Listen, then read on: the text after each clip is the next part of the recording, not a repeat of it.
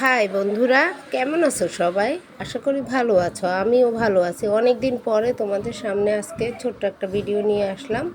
তো শুরুতে আমি দেখাচ্ছি, এই যে ট্যাংরা মাছ এনেছে, একটু বড় বড় সাইজের ট্যাংরা মাছগুলো খুব তাজা। তো আমি আজকে আমার এই যে এতদিন ধরে যা ভিডিও দিয়েছি তার মধ্যে ট্যাংরা মাছ কোনো দিনই রান্না করিনি, তো আজকে রান্না করে তোমাদেরকে দেখাচ্ছি। তো এই যে দেখতে পাচ্ছ, আমি ট্যাংরা মাছগুলো ভেজে নিয়েছি, এখন উঠিয়ে নিচ্ছি একটা একটা করে। আর মাছগুলো একটু কালচে কালচে লাগছে। ভাবতেছো তোমরা যে মাছ ভালো ধোয়া হয়নি, আসলে না। আমি মাছ ভীষণ ভালো করে ধুই। আমার মাছ ধোয়ার কোনো বিকল্প নাই। গরম জল দিয়ে ভালো করে ধুয়ে নিই লবণ দিয়ে।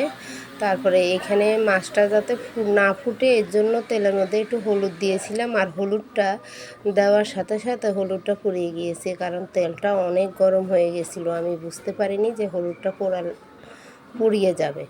তো যাই হোক, আমি এখন সব মশলা দিয়ে দিচ্ছি। এখানে একটু রসুন বাটা দেব, আদা বাটা দেব না। ট্যাংরা মাছে যেহেতু ছোটো মাছ, আদা বাটাটা যায় না। তো আমরা সব মাছে আবার আদা বাটা। তো এই যে দেখতে পাচ্ছ, মশলাটা একটু কালচে কালচে হয়ে গেছে, পেঁয়াজটা বেশি লাল হয়ে গেছে তার জন্য। তবে যাই বলো না, আজকে পটল আলু দিয়ে এই যে এভাবে ট্যাংরা মাছটা একটু ঝোল ঝোল করে রান্না করেছি।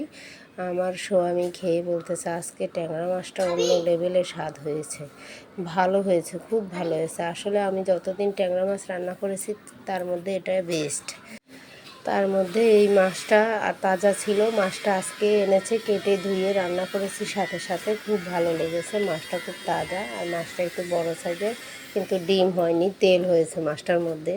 আর ট্যাংরা মাছের ডিমটা বিশ্বাস করো অনেক মজা, কিন্তু এগুলোর মধ্যে ডিম হয়নি। আমি ভাবছিলাম যে ডিম হবে। তো দেখতে দেখতে আমার তরকারিটা রান্না করা প্রায় শেষ। আমি এখন তরকারিটা নামিয়ে দেবো। তো বন্ধুরা, সবাই ভালো থেকো, সুস্থ থেকো। আদাব নমস্কার।